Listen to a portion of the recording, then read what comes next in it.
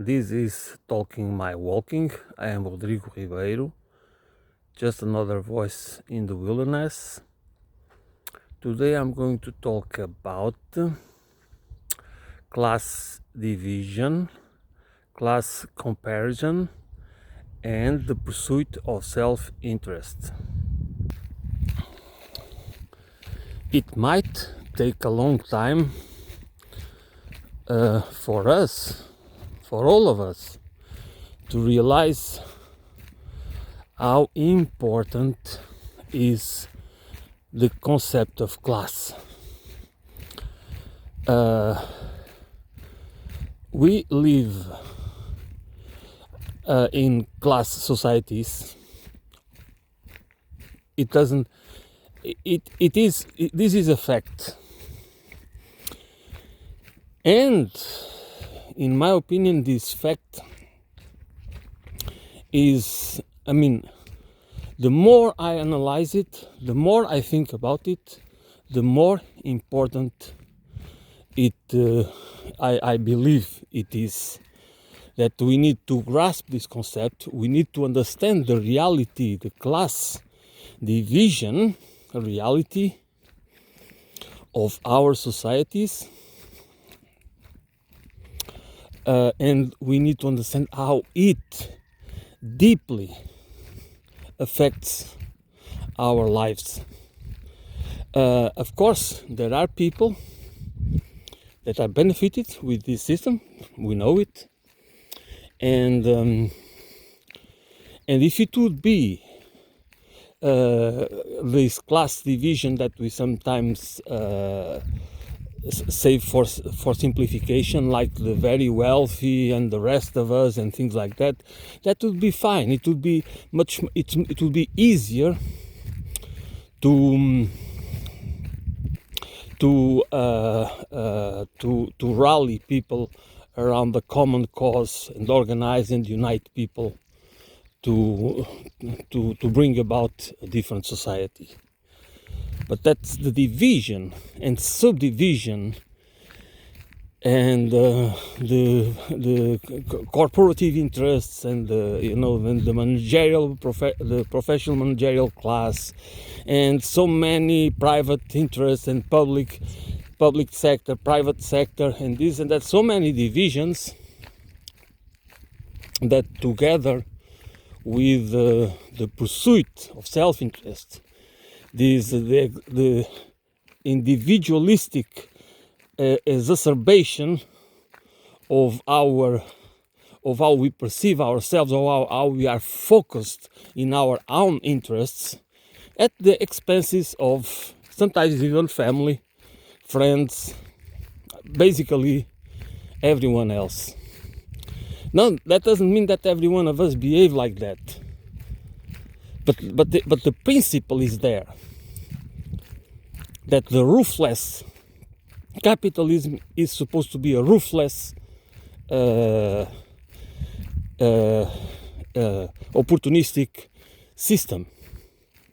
It's not about opportunities, it's about opportunism, which is a totally different thing. We are socio-cultural beings, and by being and by having the ability to compare each other, which is absolutely normal, and as we have the ability to think about justice, equality, even it doesn't mean that we are always right about that. For sure, we are, because of our prejudices and biases and flaws and inaccuracies and all the rest, all the limits that we have as human beings. We do compare, and this is not envy. It's absolutely normal, and you need to understand it like that. So therefore, we are always comparing each other, for the good reasons, but also for the bad reasons. So it's not about that every time people compare them or what they have, that means the people are envying what others have. No, they are many times or most of the time comparing that that some people do have access, to have privileges, that and rights that there are nothing to do with meritocracy. And I think we all know that. We all are aware that not that many people, some people we know, they might be our relatives or acquaintances or colleagues or whatever, that they do enjoy income or enjoy other benefits, that because of whatever the function or role they have in some professional or any other function or role they have in society, or they perform, and they enjoy a level of income that is that can be 2, 3, 4, 10 times or 100 times more than ourselves, and nonetheless we work hard. We have to pay the same bills, you know. The groceries are not cheaper for us, and all the rest of the things that are needed, the services and goods and the products that are needed to satisfy human needs. I'm talking about satisfying human needs, not whims. And I think it's normal that we compare to each other. And but the problem is, when we compare to each other, some of us, instead of having a class analysis, and which means that it's a socioeconomic, sociocultural, and sociopolitical analysis of the system, of the societal system, with a specific political economy and specific institutions and the bureaucracy and all the rest that is set up, that was designed, and it is continuously being upgraded for the benefit of some people at the expenses of others. And many people do try to adapt. They don't, instead of having this analysis and think, how could we together, organized and united, make a society function in the more equal and just way? And that can be meritocratic nonetheless. When we talk about equality, we don't necessarily are saying that everybody has to be equal, or receive the same amount of food, or live in the same garments, you know, the same clothing, or whatever it is. That's not what it's talking about. It's about equality as part of a system that is based on justice and truth, which is not the case. And that is the point. And this is where the feelings of shame and guilt and inferiority or superiority start playing a role in how we perceive these inequalities and this social stratification that is not natural. That's what we people should start to perceive it, that there is nothing natural, and by natural I mean there is nothing that that has to do with the human nature. Okay, it has manufactured by humans, that's for sure, but it is not a fate. It is nothing to do with being by design, okay, by creative design, or by evolutionary biology or psychology or whatever. That is a lie. Both are lies.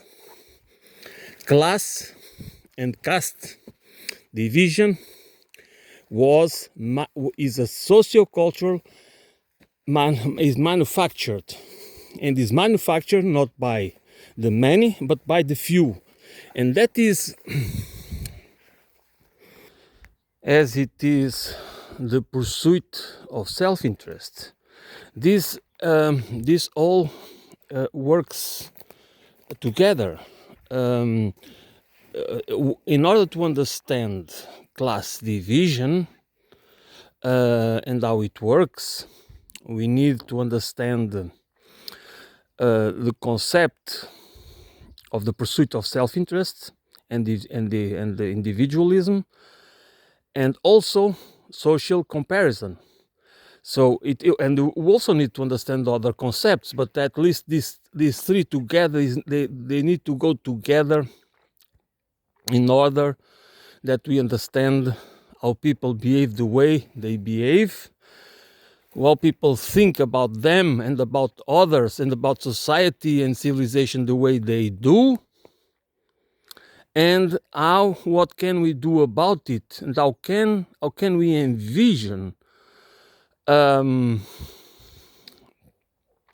society, a societal model, and a civilization that is really humane towards human beings and everything else that exists on this planet. Because this is not good for only some, only the few. I'm talking about that if we, at the bottom of the social pyramid, don't understand that those who divide us, who instrumentalize us, who indoctrinate us in the pursuit of self-interest and in individualistic and for the mindless consumerism and the commodification of everything, and becoming addicted to convenience, which weakens us a lot, and by becoming politically alienated, we do not understand what a human being is. We are humans, we feel as humans, but we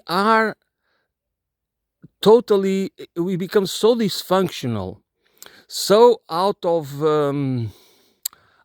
compass with our humanity, that we can be very sophisticated, that's for sure, but it doesn't mean, it's meaningless. That sophistication, that intellectual or academic sophistication or cultural or artistic sophistication can be meaningless, cannot not help 1 inch, 1 dot to understand what the nature, what is the condition, what is the nature of the human condition. What are we doing here? What is our I mean, that we should understand that, for example, to start with, that culture is not culture versus nature, is culture in the web of nature or in the web of life, or both.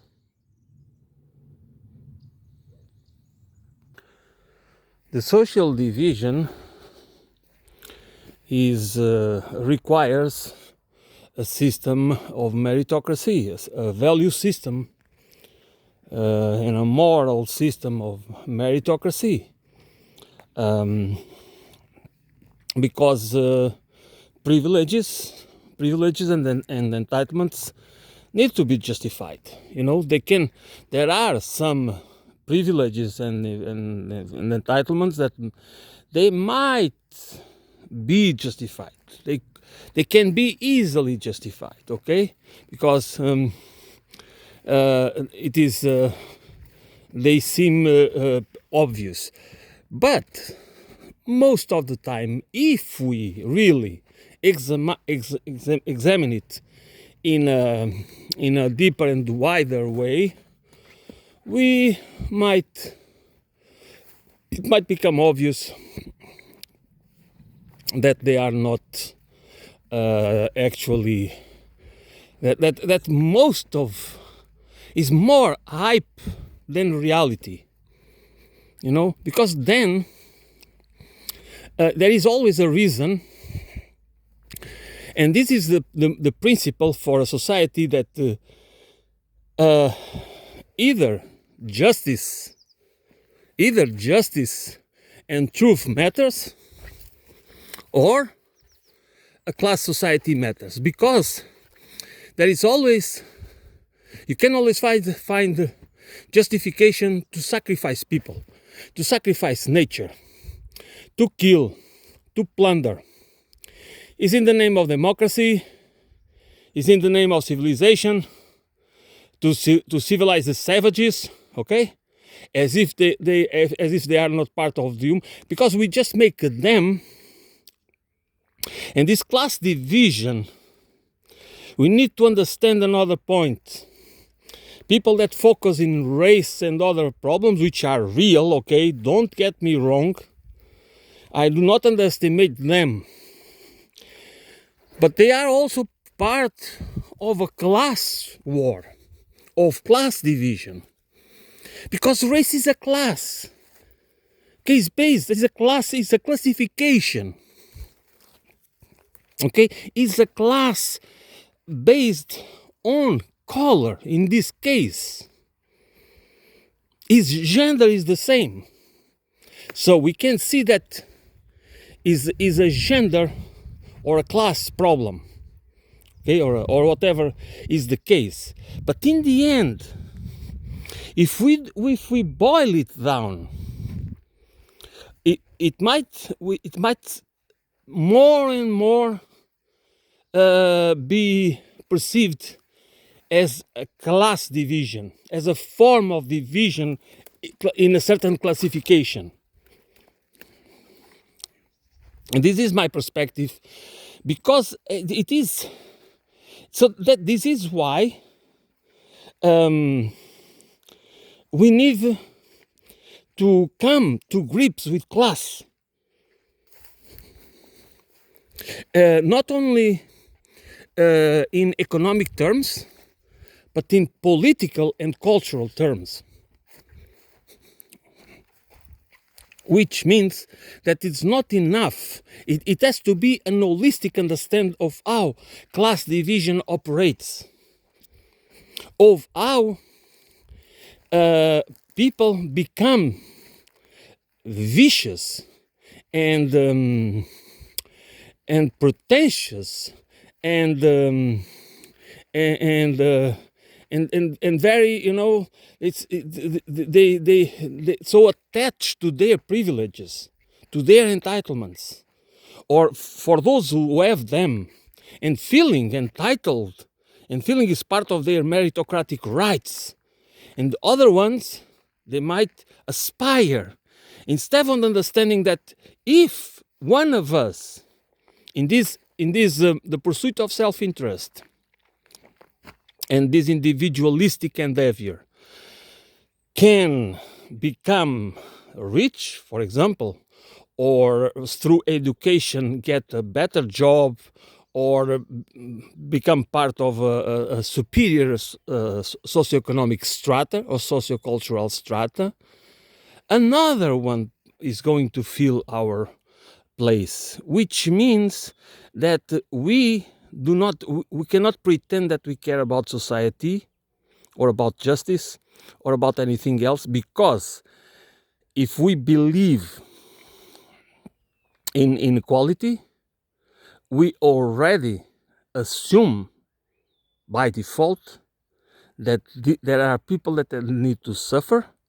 there are people that need to live below the poverty line, because we want to solve poverty, but we don't want to understand that poverty is not natural.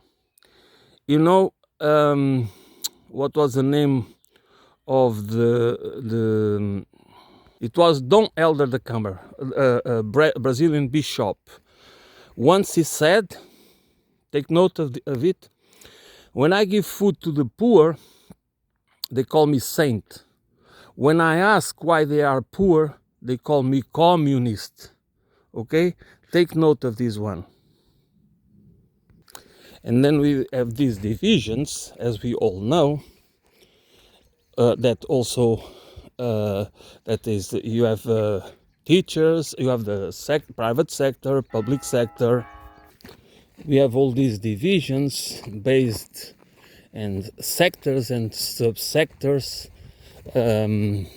where people basically think about, are focused in their own interests and fights for better wages and other benefits and less working hours and other rights, which are, everything is legitimate. But the point of this is that is always in this individualistic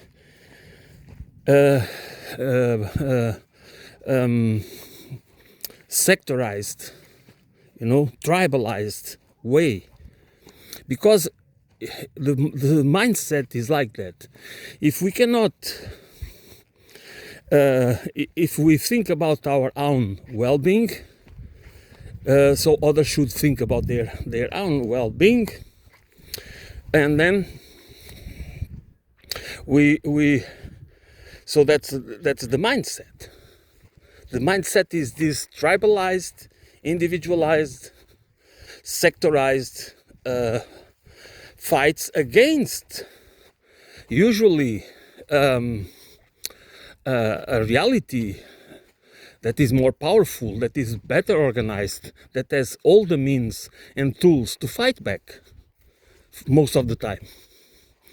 If they don't fight back immediately, they wait until the moment, until the opportunity is right.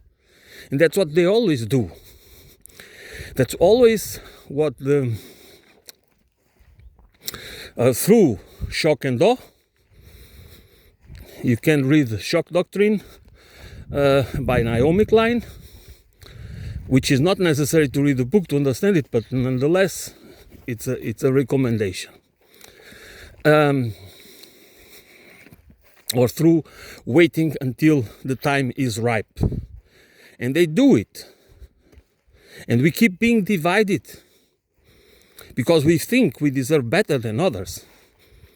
And sometimes we are people, Marxists, okay, really people on the left, and they behave like that.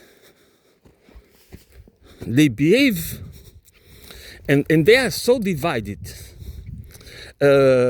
over fragmented and fractured over things, minor things sometimes, and instead of that we understand our nature, that we are, none of us is totally correct.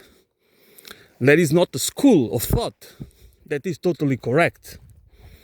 There is not a man or woman, a human being, that is totally correct. As I always repeat, we all are bits and pieces of other people's knowledge and experience. That's what we are, and that's what we need to be.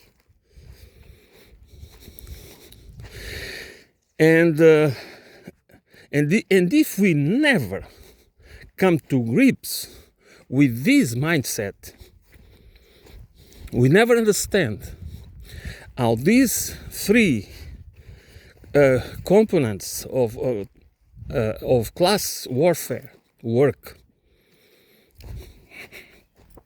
class division, class comparison, and the pursuit of self-interest, and how it operates not for our benefit, even for those in the long term, not even for those that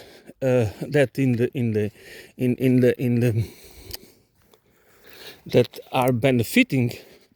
They should understand that in the long run, they will be also they will also face consequences of their division, of their thinking, tribalized, sectorized, individualized thinking. Because, as I said, the powerful, those at the top of the social pyramid, they just wait for their opportunities to fight back. And they always fight back, and we can see it right now. They are using the new technologies and the crisis, which some people call polycrisis, whatever, multi-crisis, multidimensional. It doesn't matter. What matters is that they always use the crisis as an opportunity to advance more control.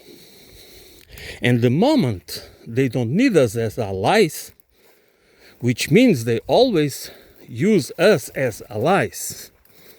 But you have to remember something. Kissinger once said that to be American enemy or a US enemy is dangerous, but to be an ally or a friend is fatal.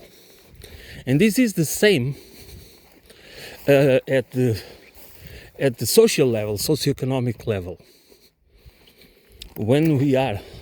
If you are enemies, they might even respect us a bit. And the more organized we are, which means I'm talking about the top 1% of the population. If we all organized are their enemies, they might even respect us out of fear or whatever. But if we are their allies, class allies, because we think we benefit with that, when the moment comes and they don't need us anymore, they will just throw us under the bus. And this is happening everywhere in the Western Hemisphere. And this should be a lesson to people that believe in class division, and especially in those professional, especially in the professional managerial class. They believe they are superior. I mean, I'm not saying that everybody is like that, but maybe most are. They are confident they are superior than others because they have achieved that status, socioeconomic status, sociocultural status, that make them different, better, superior. So they look down on us. So, and the problem with us is exactly the same, because the divisions, there's so many divisions and subdivisions that we always look down on others, because this is a cultural feature, sociocultural feature, not a feature of the human condition. Okay, this has to be created culturally, and has to be, it becomes structural, part of the society, and it becomes also part of our heritage, our socio-cultural heritage. That's why we have this kind of civilization, this imperialistic, by default, the civilizational paradigm is imperialistic everywhere, because it has been like that since millennia. And we killed, especially the Western civilization, the European civilization, have been all around the world killing people, practicing genocide, plundering, destroying. For what? Do you believe that they did that as part of for the collective well-being? They didn't. They didn't. It was just for them, for that minority that, I repeat again and again, have the psychological traits, antisocial psychological traits. That's the ones that we should not respect, that we should not follow, because they have exactly what it takes to control the rest of us, taking advantage of our very nature, sociocultural human nature, which means taking advantage of our empathy, of our compassion, of our need of reciprocity, of our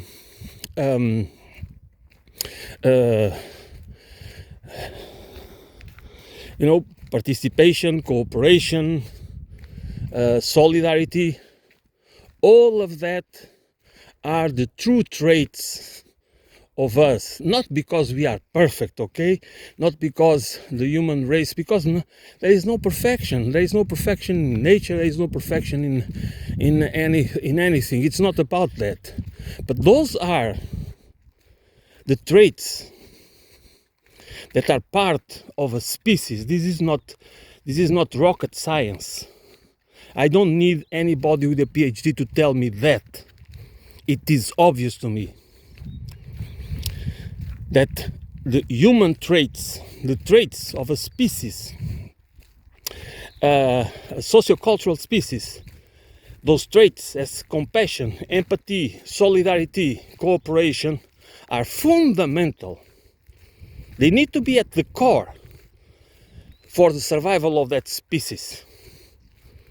You can imagine if that was not the case, if the society, if those small groups were ruled by opportunists, by cruel, what they did with them, they would kill them. If you go out and you catch 10 rabbits and you want all those rabbits for you because that nobody else caught a rabbit, what do have happen? Because you have the right, because it's meritocratic. That's how you define meritocracy. That's how we define meritocracy. That's how we define it. So we have these. We just became so accustomed, to these dysfunctional ways of organizing a society and the economy, that most of us, unfortunately, do not understand it. And again, this is a problem. This is not a problem of only. This is a problem across all the social pyramid, the hierarchical pyramid. That people, instead of trying to understand what is good for all of us, because if it's good for all of us, that's for sure that will be good for us as individuals and families, okay? That is also obvious. No. We think in this social division And with this lens, this intellectual lens, that's called sociocultural lens, that we see, that we look down, and if just imagine like that, they look down and always think that, okay, maybe we are a little better, maybe we can try to. This is so disgusting that we should be ashamed to think like that. But the problem is that we take it as part of the nature of human condition, which is a lie. It's not because we are not able to behave like that, which is true. We behave like that, but that behavior is not natural, is not innate. It is manufactured. It is built. It is epigenetic, if you will, or epicultural, or whatever you want to call it. So this is part of course, as I used to say, I try. Okay, maybe nobody wants to listen to me, but that's another point, because I'm not here speaking. I'm not here. What I'm trying, the issues I bring into my monologues is not to please anybody. It's a discussion.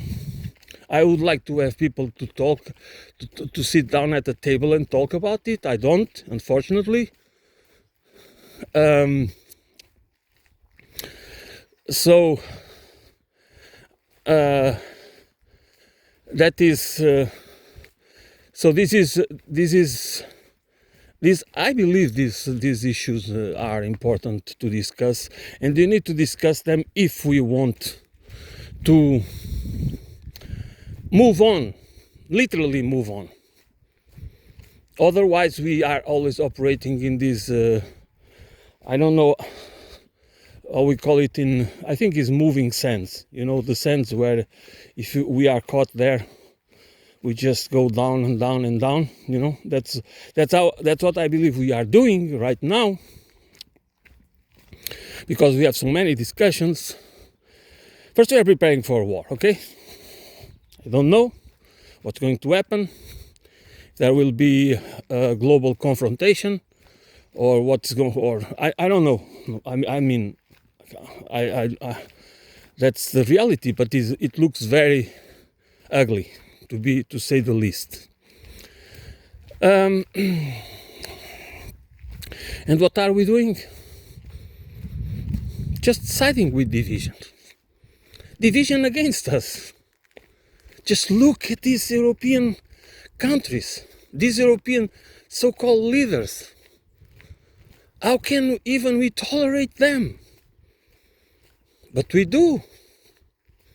Why? That's the point. Why do we do it? Why there is so much division? Sociocultural, political, class division. It's always class division, one way or the other.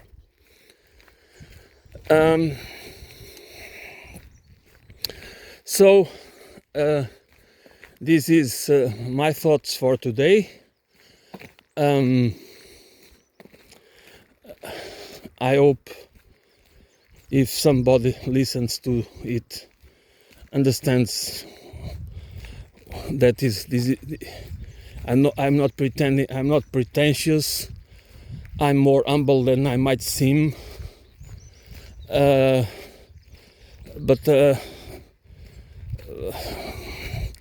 I just would like that some people would understand my points, not because I'm some sort of luminary, but just because I'm a human being, just another voice in the wilderness in this case. Okay, thanks for listening. I will be back soon.